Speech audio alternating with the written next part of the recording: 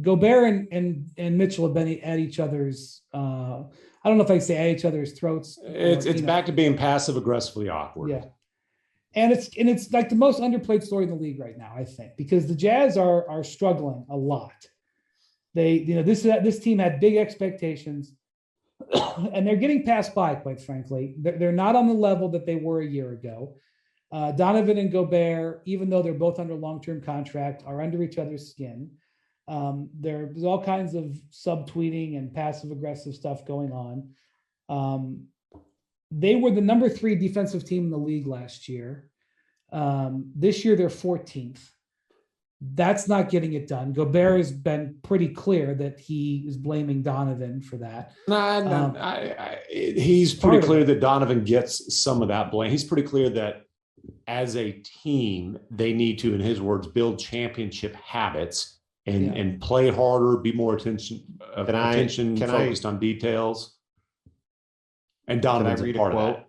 You can. Can I read a quote from Rudy Gobert? This is from about 2 weeks ago.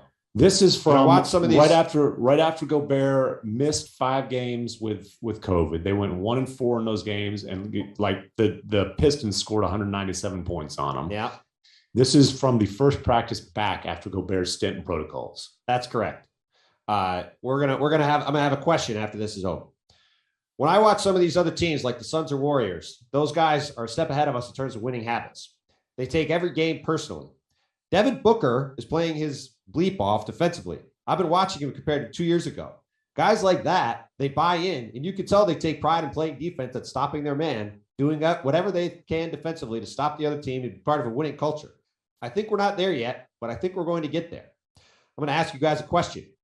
Was Rudy Gobert talking about Donovan Mitchell in that quote? I think the answer is unequivocally yes. Well, Donovan Mitchell sure as hell felt like the answer was unequivocally yes. I heard that quote. The first thing I said was, well, there we go. That's going right at Donovan Mitchell's neck. If these guys played for the Knicks or the Nets or even like the Suns or something, Stephen A would be talking about this on First Take.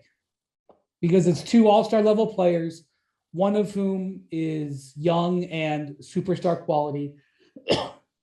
Like I know that there's the other of whom is more valuable. Here we go. So, I mean, listen, Stephen A might not be talking about it, but they sent me to Salt Lake City. What else do you want, dude? Like, that's a big deal now, baby. I want your report.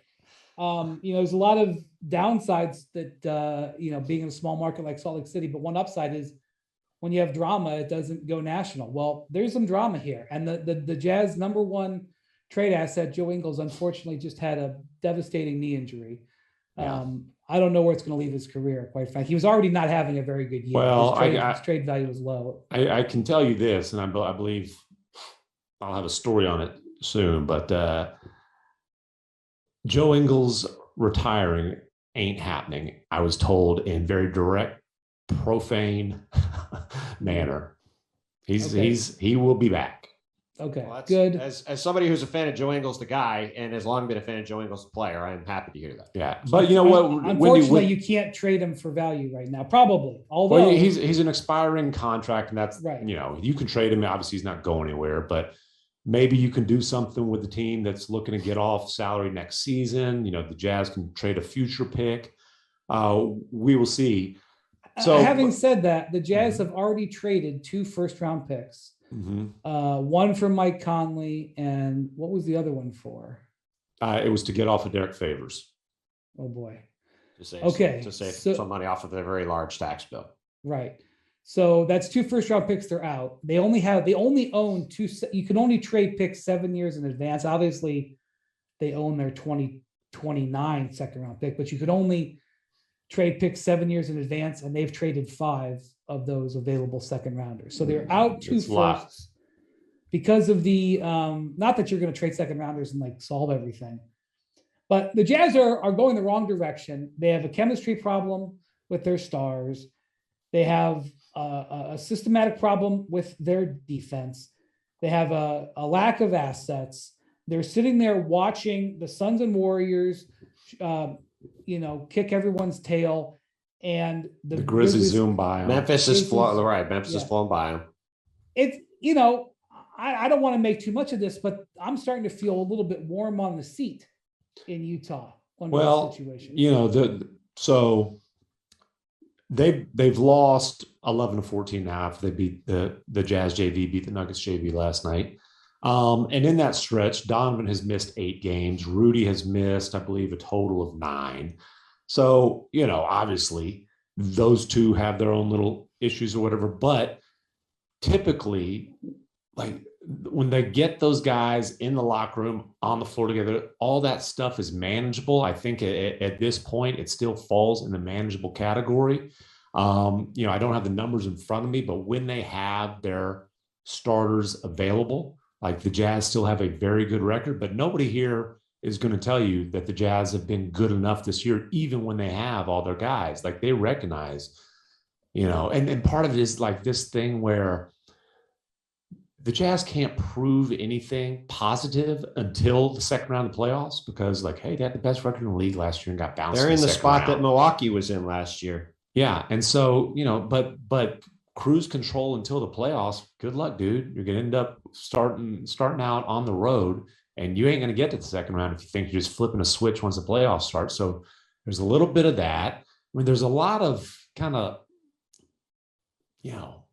little funky things that are adding up to not good, and it's obviously exacerbated by the two stars who aren't going out to have a picnic anytime soon. It's also exacerbated by the fact that they've had turnover in their front office. Yeah, and they're looking over their shoulder, and here comes Danny Ainge, who is the primary shot caller and a part-time employee.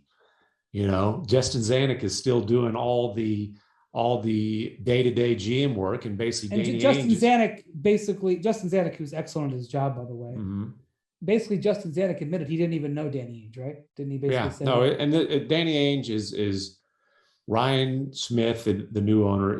He's his guy. They're friends. I mean, BYU, born in Oregon, BYU, all that kind of stuff. Like if you're a billionaire and you buy the team, you can put in whoever is in charge of it. But if you bring in a guy in the middle of the season who doesn't have relationships, I just. And Zanuck reports to Ainge, and Ainge and Ryan Smith make the decisions. And then you've got Dwayne Wade, like he has some sort of role and he's like mentoring Donovan Mitchell, but like and then you have Donovan Mitchell, who, when you talk about Jazz front off decisions, how much sway does he have? Significant. Well, he's very close with Dwayne Wade, but like Dwayne's like sometimes he's there and sometimes he's not. I don't know what his role is. Well, and the other thing is, when you talk about the Jazz's culture, part of the culture here, and we've talked about this before, and people in Salt Lake City didn't like it, but part of the culture of this franchise right now is to kiss Donovan Mitchell's butt at every turn. Well, that's not what Rudy Gobert is doing. Well, yeah, and I think part of that was the frustration of, hey, you know what? Somebody's got to be direct and honest. Now, well, Donovan had the debate internally is okay, Rudy, you can be direct and honest and not do it in front of microphones. Fair. All right. So the Jazz are, I don't know what they can do. They've been attached to Robert Covington. I don't know if trading for Robert Covington. I would say, based on some discussions I've had, that Robert Covington is not a guy they view as a solution to their problems. All right. Yeah. Well, They got a lot of them. I mean, to McMahon's point, I looked it up while he was talking. Their starting lineup is plus 13 per 100 possessions over 480 minutes. Yeah. So if you're the Jazz, you hang your hat on that and say, when we have our guys, like they did the first couple months of the season, they looked as good as anybody in the league. But again, like right now, if you look at it, let's say Denver gets their guys back. Like, say they get Jamal Murray back. Like, you play Denver in the first round, I'm not sure how that series is going to go for you. I mean, you played Dallas and Luka's cooking. That's dangerous. You played Memphis. I mean, let me tell you, Morant averaged 30 a game in that series last year. The series only lasted 5 games, but poor perimeter defense and Ja Morant is problematic. Thanks for watching ESPN on YouTube. For live streaming sports and premium content, subscribe to ESPN+.